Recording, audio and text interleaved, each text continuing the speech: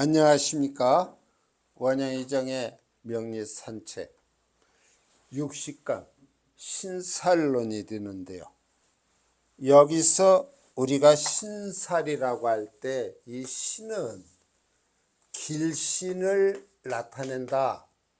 길한 신이요, 길신을 나타낸다.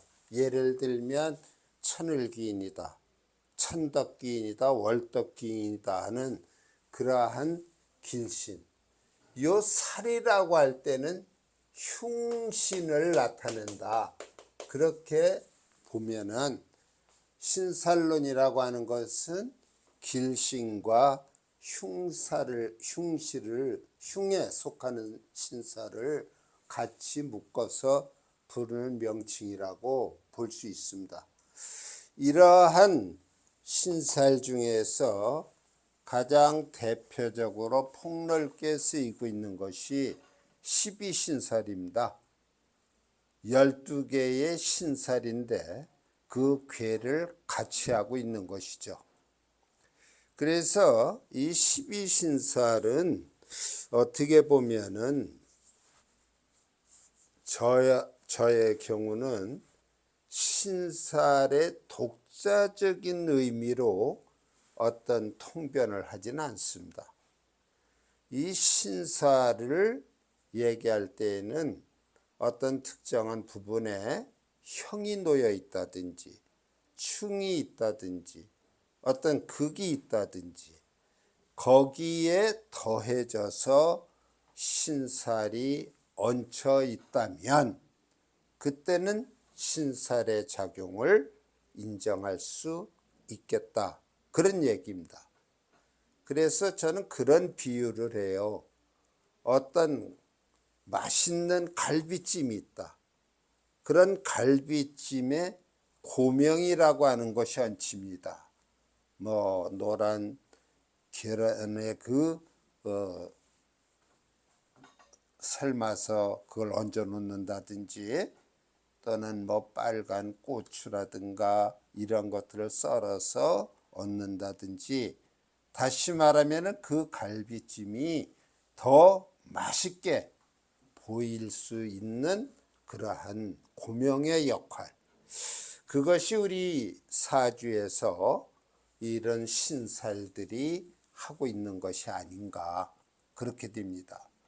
신살의 독자적인 판단으로 기륭을 얘기한다면 그것은 좀 설익은 통변이 되겠다, 그런 말씀을 드립니다. 그 신살 중에서 12신살을 역시 간략하게 설명을 드리려고 합니다. 신살의 그 어떤 의미라고 하는 것은요, 우리 오행과 육친의 하나의 장식물이다. 또는 어떤 선과 악을 담당하고 있다.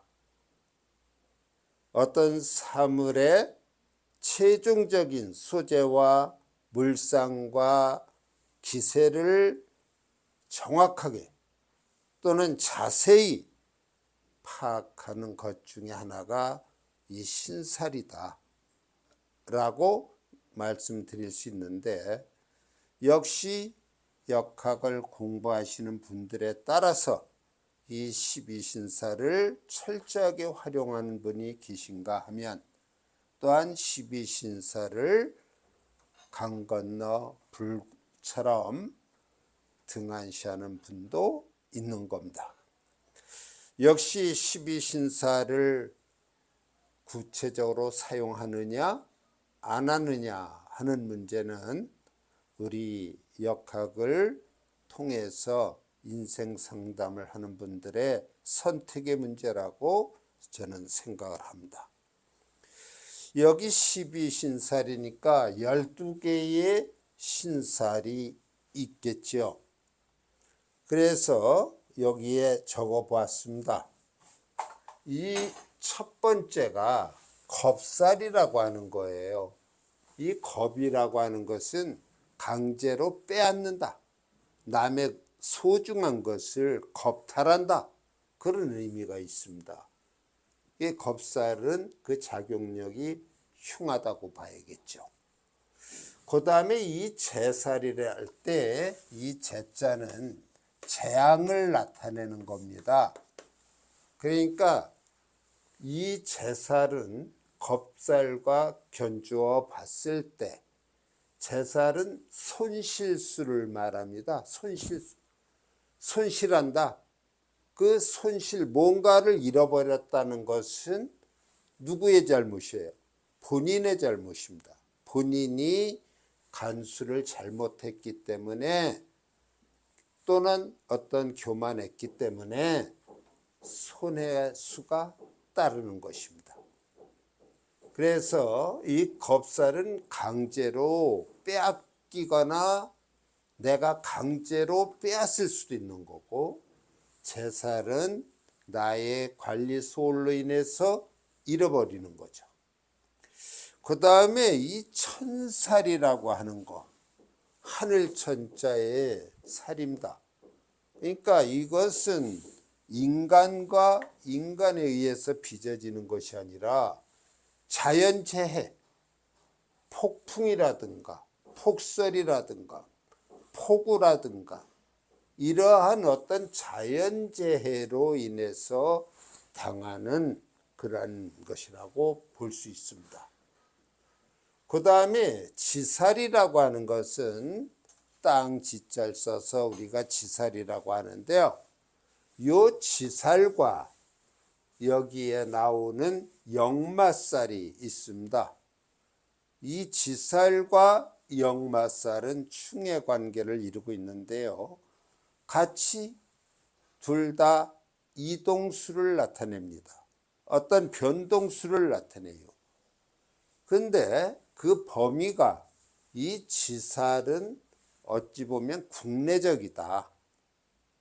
그런 범위가 있고, 역마살이라고 할 때는 그것이 더 확장돼서 심하면은 달나라를 간다든지 어떤 그 우주의 어떤 그 우리 탐사를 위한 행위까지도 역마살에 들어가는 것입니다.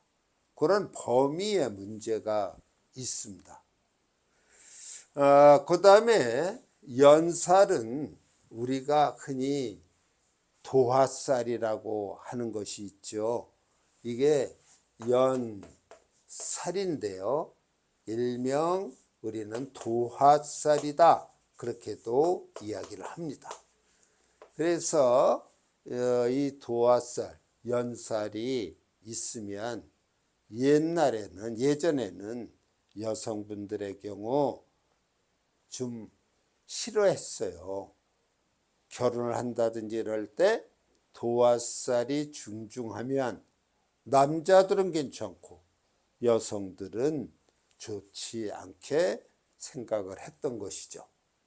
그것은 그 시대의 어떤 남존여비 사상이나 그런 것에서 비롯됐다고 볼 수 있는데, 이 도화살이라고 하는 것은 오늘날에 와서는 하나의 인기살과 같은 그런 작용이 됩니다.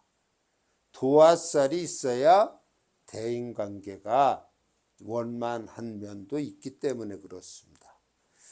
근데 그 다음에 월살이라고 해서 다 월자를 씁니다만, 이걸 우리는 고초살이다, 그렇게도 얘기를 합니다. 고초살이다.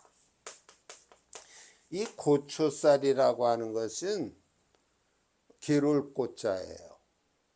마를 고자, 메마르다, 그런 고자도 됩니다. 근데 그 고초살이라고 하는 것은 밭에다 씨앗을 뿌려서 싹이 났는데 메말라 버려요. 그럼 결과가 없습니다. 소득이 없어요. 되는 일이 없습니다. 그래서 이 월살은 흉합니다. 그 다음에 망신살, 우리 먼저 시간에 12운성에서 욕에 속하는, 욕궁에 속하는 것, 그거와 괴를 같이 하는데요. 글자 그대로 해서는 안 될 언행을 통해서 망신을 당하는 겁니다. 그 망신을 당하니까 뭐 우리 대인관계나 인생사에 있어서 그리 달가운 일이 아니죠. 그 다음에 장성살이 있습니다. 장성이라고 하면 장군이란 얘기겠죠. 아주 기세가 등등합니다. 근데 이 장성살이 있으면 뒤에 이어지는 반한살과 역마살이 짝을 이룰 때 제 역할이 됩니다. 이 장성이, 장군이, 반한이라고 하는 것은 말의 안장인데 아주 좋은 안장을 말 등에 얹어 놓은 거예요. 그런 말을 타고 역마, 천하를 주유할 수 있습니다. 이러한 삼박자가 맞아 들어갈 때에 우리는 어떠한 지위가 느껴지고요.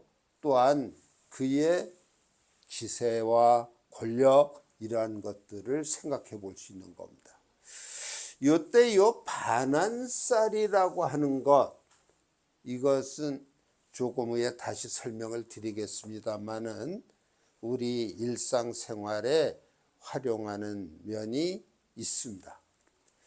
그 다음에 육해살이라고 하는데 이 육해살이라고 할 때는 어떤 그 고질병 같은 것이 연상되는 살입니다.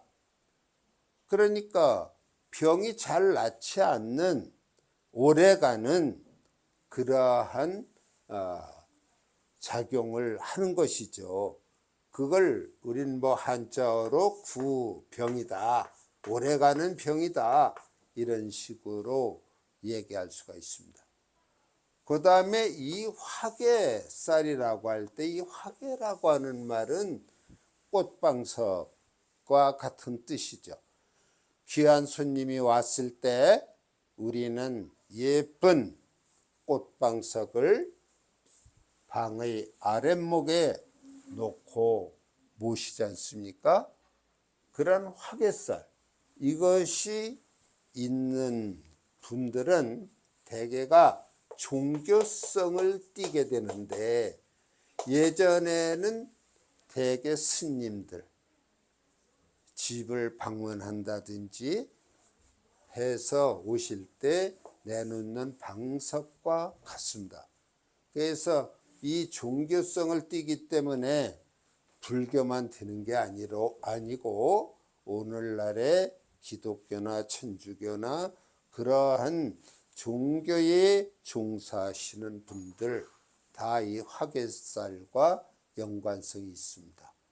자, 이렇게 해서 12개의 12신살이 있는데 여기에 보면은 12신살을 우리가 또 활용할 때 어떻게 하는가, 수장법을 또 이용한 그러한 그림을 그려놨습니다. 근데 이 12신살이라고 하는 건 일지 기준으로 신살을 잡을 수도 있고요, 연지의 기준으로 12신살을 정할 수 있습니다. 그래서 오늘날에는 연지를 기준으로 하지 않고 일지를 기준으로 하기 때문에 이 일지 기준으로 해서 잡을 수도 있는데, 연지로도 잡아도 어떤 뭐 지장이 있는 건 아닙니다. 그래서 어떤 하나의 사주의 지지는 일지 기준으로 했을 때 12신살이 놓일 수 있고, 연지를 기준으로 했을 때 12신살이 놓일 수 있는데 달라지는 경우가 있다, 그런 얘기죠. 우선 제가 여기 삼합의 형태의 요 신의 해묘미를 적어놨어요. 일지가 해에 속하든가 묘에 속하든가 미에 속할 때에는 이 신이 겁살이 되는 것입니다. 여기서 겁살이 돼서 겁, 재, 천지, 연월, 망장, 반역, 육화 이렇게 시계 방향으로 돌아가는 것이죠. 만일에 일지가 해고 연지가 미라면 한 번만 돌리면 됩니다. 같은 위치에서 출발하니까. 근데 사람들의 경우는 일지가 해라고 해도 연지는 여기 해에 여기에 놓일 수가 있다는 말이에요. 그럼 순서가 여기에서 놀림 여기서부터 겁살이 시작되거든요. 그래서 일지기준과 연지기준일 때 다른 12신살이 놓이게 됩니다. 자, 그러면은 우선 예를 들어서 한번 설명을 드려보겠습니다. 자, 여기 12신살이 이렇게 있어요. 근데 어떤 사람의 사주에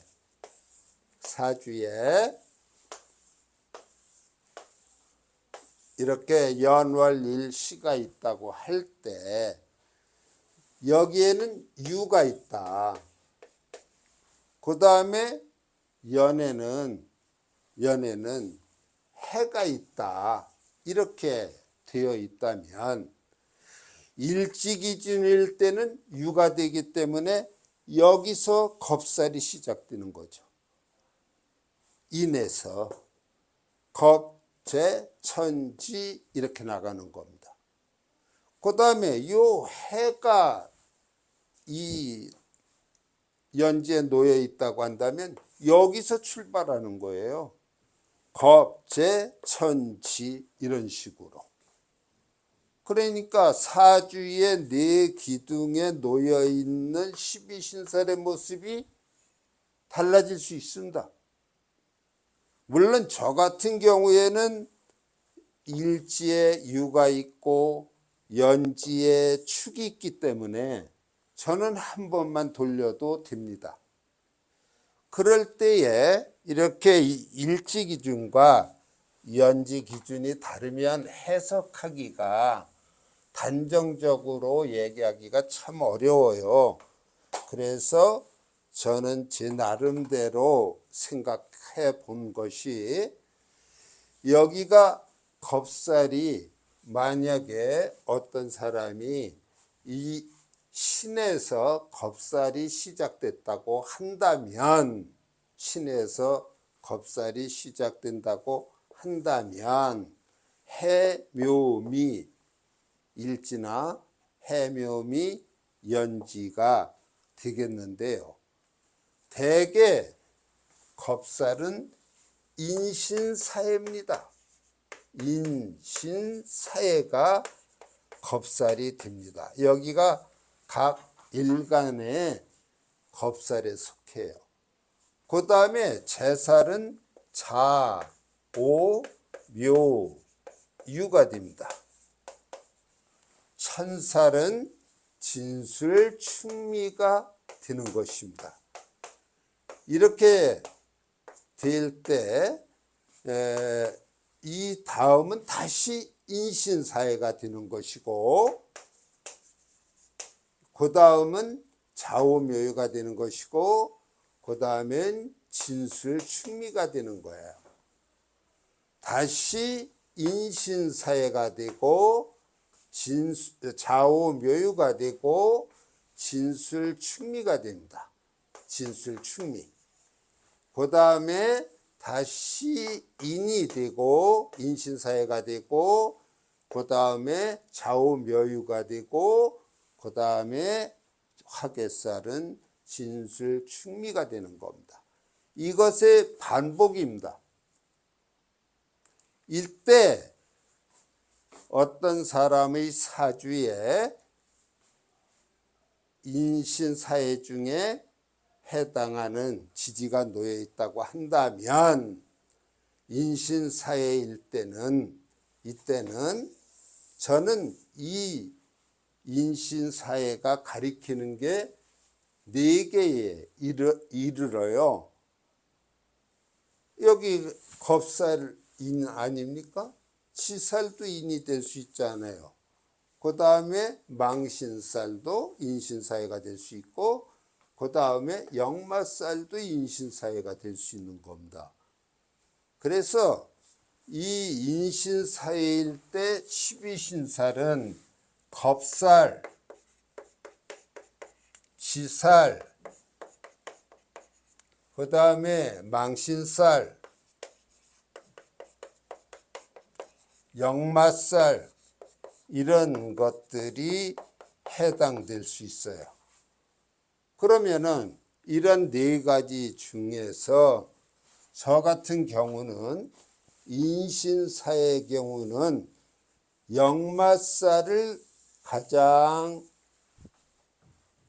기준으로 삼아서 이 역마살, 이동, 변화 중에 망신을 당할 수 있고 또한 분주하게 돌아다녀야 될 수도 있고 그러한 과정에서 어떤 겁살을 만날 수도 있다. 저는 그렇게 해석을 합니다. 그 다음에 이 좌우묘유는 여기 제살이 되지 않습니까? 또 도화살도 됩니다. 그 다음에 장성살도 될 수 있고 그 다음에 이 좌우묘유는 육회살이 될 수도 있는 거예요. 그러면 좌우묘유를 대표하는 것이 뭐냐? 전 도화살이라고 생각을 해요. 이 도화살을 놓고 여기에 놓이는 3가지의 살을 연관시켜서 통변을 하고 있습니다. 진술충미를 다시 본다면 천살이 있고요. 그 다음에 진술충미는 월살이 될 수도 있습니다. 그 다음에 진술충미는 반환살이 될 수 있고 화개살이 될 수 있습니다. 이럴 때 저는 화개살을 대표적인 것으로 놓고